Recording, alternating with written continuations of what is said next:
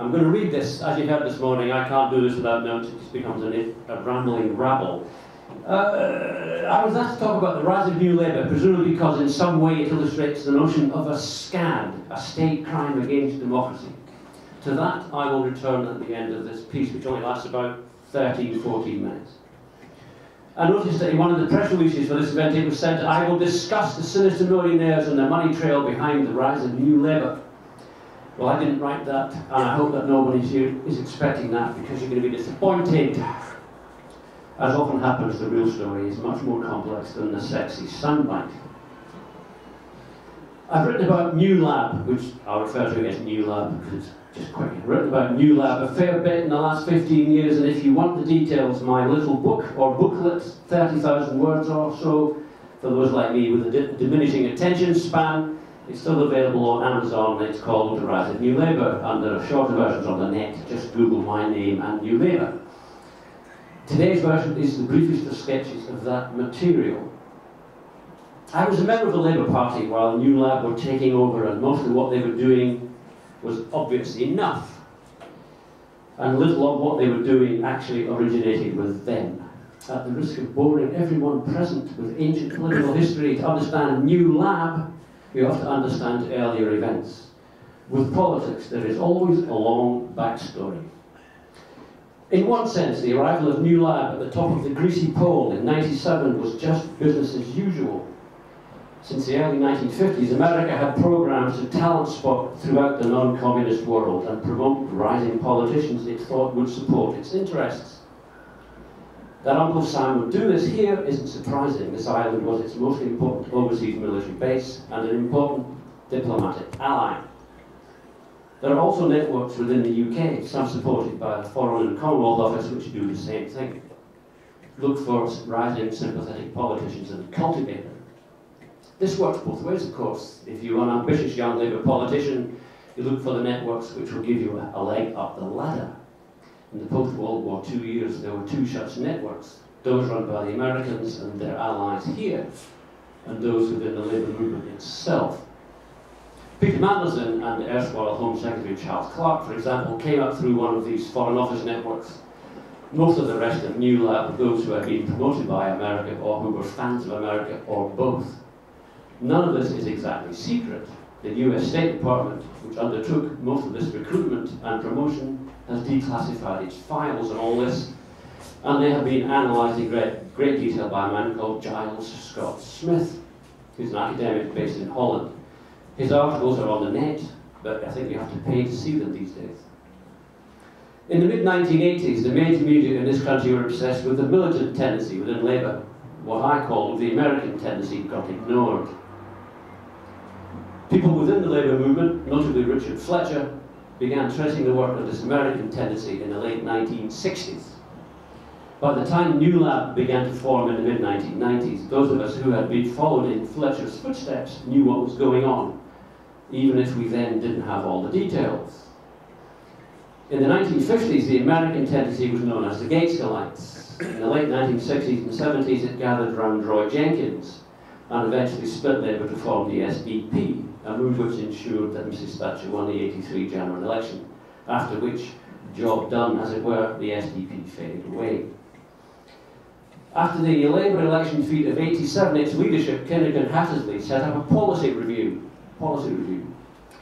At the time, it seemed like a fairly transparent device to ditch the commitment to nuclear disarmament, which indeed it was.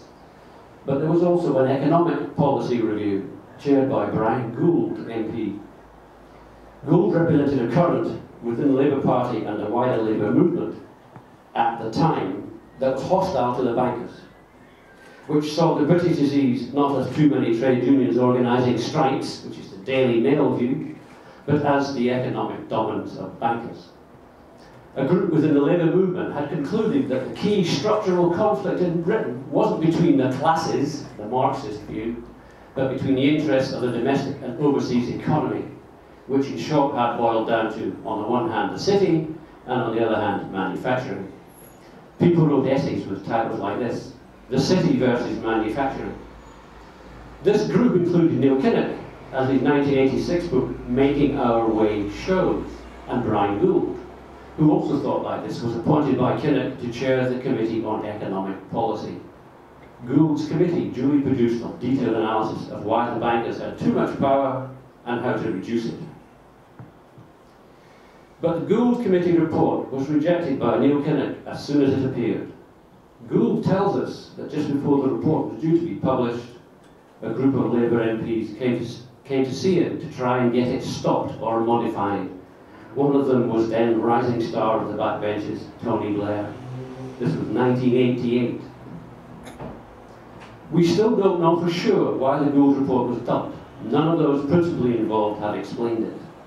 My guess would be simply that the group round Kinnock wanted to get elected more than they cared about the state of the British economy or the fate of its citizens. And having lost 2 general elections, decided that the bankers were too powerful to challenge. By this time, 1988-89, the city had largely been sold off to the American banks in the so-called Big Bang of 1986, and was well on its way to being what it is now, an extension of Wall Street. And thus, in 88-89, to be anti-city of London increasingly meant being perceived as anti-American. For whatever reason, the policy review document on the economy was abandoned, and Labour began the long process of making it acceptable to the City of London, even though the City of London was then only about 4% of the British economy. 4%. Shadow Chancellor John Smith, the late John Smith, led what became derisively known as the prawn cocktail offensive, as he toured the City of London's dining rooms in the years before the '92 election, promising that they would have no trouble from the Labour government. In some of those dining rooms, John Smith was already known. At this point, he was on the steering committee of the Bilderberg Group, some of whose regular attendants are bankers. I think this single fact is the one thing which the major media in this country have never bothered to take seriously. John Smith, honest John Smith, the good Scottish lawyer, was on the Bilderberg Group's steering committee, and nobody knew at the time. But this ass-kissing by Labour was to no avail. Labour lost again in '92. Neil Kinnock resigned, and John Smith, the Bilderberg guy, won the leadership election, defeating Brian Gould, the leader of the anti-banker tendency within the Parliamentary Labour Party. Gould's loss to Smith was the end of the anti-banker tendency in the Labour movement. Under John Smith, Tony Blair and Gordon Brown became shadow frontbench spokesmen and were widely seen as the coming men. John Smith died in '94, Blair took over, and New Lab began to form.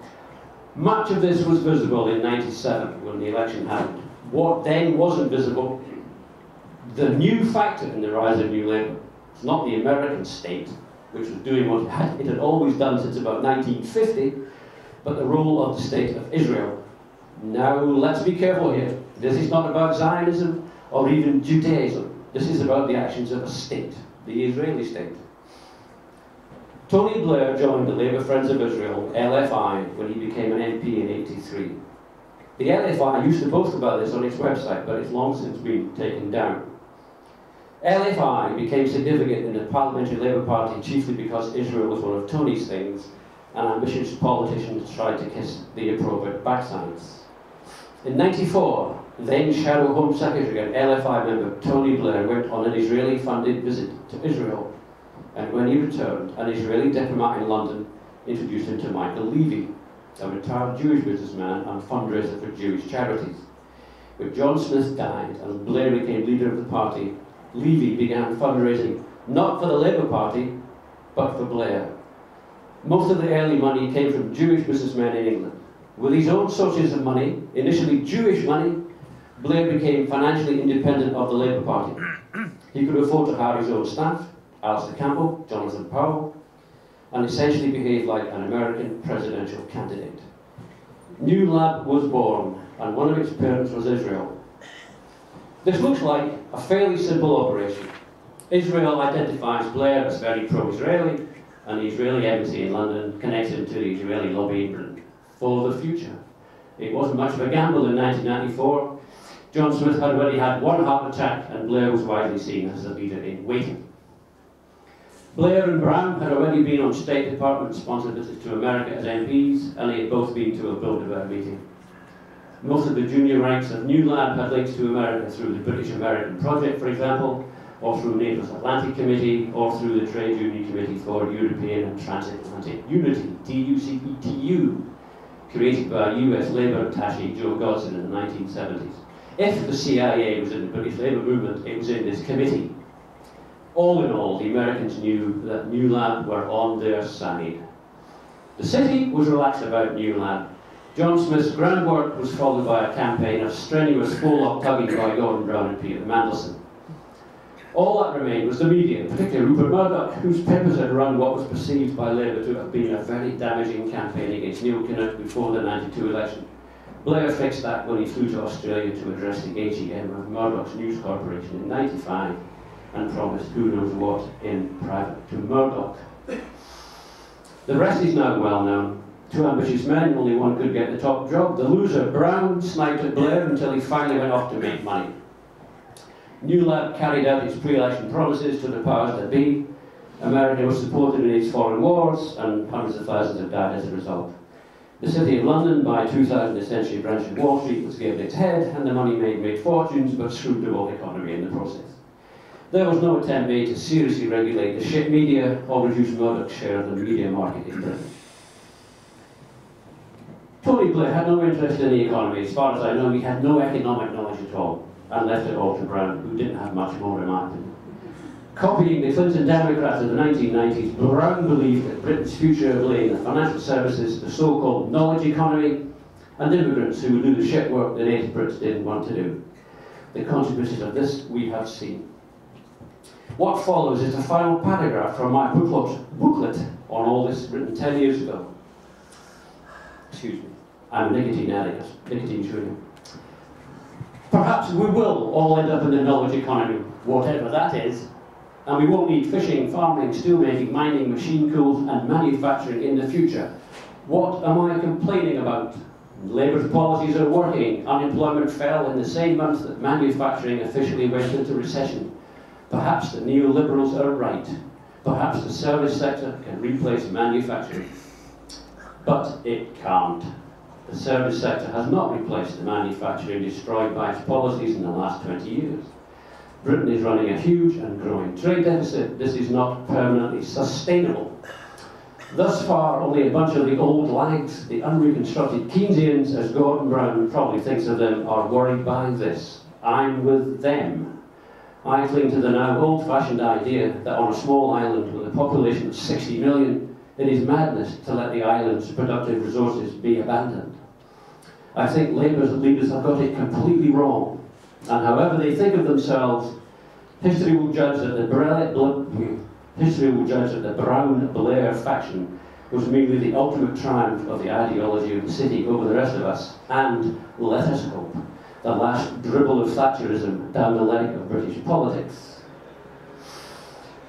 Well, it's one thing to be right, but in politics it's what's effective, which is important. And my writing on New Lab had no effect within Labour Party circles. Even within my own branch of the Labour Party, I persuaded no one, not one, to take the information seriously. Long before the election of '97, the psychological process of denial had kicked in. Faced with something they didn't want to know, the reality of New Labour, the members of my Labour Party branch told themselves it wasn't true. The essential shift, which I heard over and over again in Labour Party circles, was this. Yes, they sound terribly like Tories, but they don't mean it. It's a pretense to get elected. After 1997, and they won, all they could see was Tony got us elected, which indeed was all that most MPs saw. Tony is a winner. There's a phrase that came from the American Quakers in the 1950s, that the role of people like me is to speak truth to power. It sounds great, doesn't it? The problem is that power isn't interested in the truth, and never was, as far as I can see. Since the Quakers came up with the notion of speaking truth to power in the US, we have had the most obnoxious, militaristic and aggressive American foreign policy imaginable.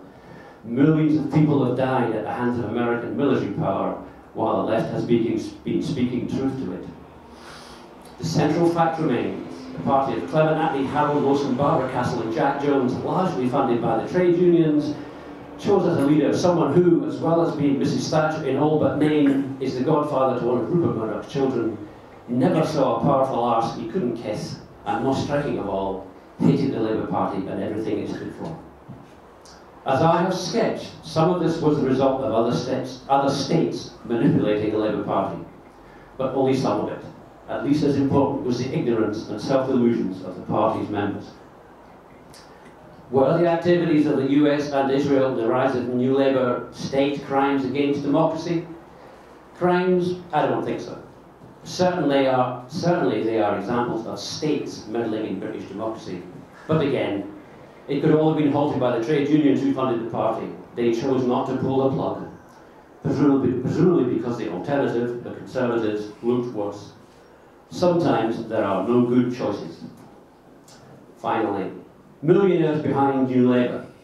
The most important was Lord Sainsbury, who, according to the Times, gave New Lab £4.5 million while Gordon Brown was Prime Minister, and maybe much as 10 million since Tony Blair took over. Had John Smith survived, do you think John Smith would have taken this country to war against Iraq? Would John Smith have taken us to war against Iraq had he survived? The truth is, I really don't know. John Smith, I read John Smith's biography written by, is it Andy Smith? Andy Mac Smith. Hmm? Andy Mac Smith. Andy Mac Smith. And John Smith is missing. The problem with British politics is defined by the media as what happens in Westminster, which is very convenient. It means they don't have to travel far to work and they can just hang around the lobby, have a drink and have a chat. The problem is that the result is that we don't get to know about the politicians' backstories and what you might call their hinterlands. And when I discovered that John Smith had been in the Bilderberg group, not only had he been to a meeting, he'd actually been on the steering committee, which was to say the people that organised the meeting and picked the people that came. It made a huge chunk of Labour Party history to me look completely mysterious. And I thought, the first thing I thought was, did anybody else in the Labour Party know this? How many MPs knew that John Smith was going to the Bilderberg group? Now, Tim and I were talking earlier about the ignorance people have. My guess would be, if you did a poll of current Labour MPs, less than a quarter would have ever heard of the Bilderberg group. Really. MPs don't do this stuff. This isn't relevant to being an MP. This stuff is a hindrance to being an MP. You know, politics and truth, politics and facts don't work together. To be an MP, you've got to get votes, and that means, you know, presenting yourself through the media, blah, blah, blah. So my guess is the PLP has no idea about John Smith and Bilderberg, and even if you told them, even if you sat them down and made them all listen, they would just shrug. They don't care. Now, in the 90s, they might have cared. I think the reason that the Bilderberg group was always operating in secret was precisely to save left-wing or left-ish politicians like Dennis Healey, who was a regular attender, to say them being embarrassed at home. I mean, say in 1963 or 64, when Dennis Healey became Defence Secretary, I think? Defence Secretary? Say that in 1964 or 5, that it had been publicly known in the Labour movement that Healey had been going to the Bilderberg group. You know, that would have caused him terrible political trouble. And I think that's the main reason the Bilderberg group is secret. I don't think the Bilderberg group is that important, by the way. I don't think it is the Executive Committee of International Capitalism. It's just a talking shop. Enough people have written about it. It's just a chat. You know, they go and have a chat, and the bankers get to meet politicians. You know, they get to see young Tony Blair. Here's young Tony Blair. You believe it one day. He's okay. Here's Gordon Brown. You believe it one day. He's okay. That's how it works. Essentially, they're vetted. You know, the rising stars are vetted. Robin Cook never got invited to Bilderberg, for example. So I don't know whether Smith would have supported the war. And my guess is Smith had been up to his ankles in Atlanticism and MI6 for a very long time. My guess is, and it's only a guess based on things like his association with Baroness Ramsay, who was an MI6 officer with whom he was at university. I think that MI6 had a recruiting program in Glasgow University in the 60s and recruited a whole shoal of bright young things. One of whom was Meta Ramsay for sure. My guess is I also think they recruited John Smith. So would John Smith as Prime Minister have had the bottle to defy America? No.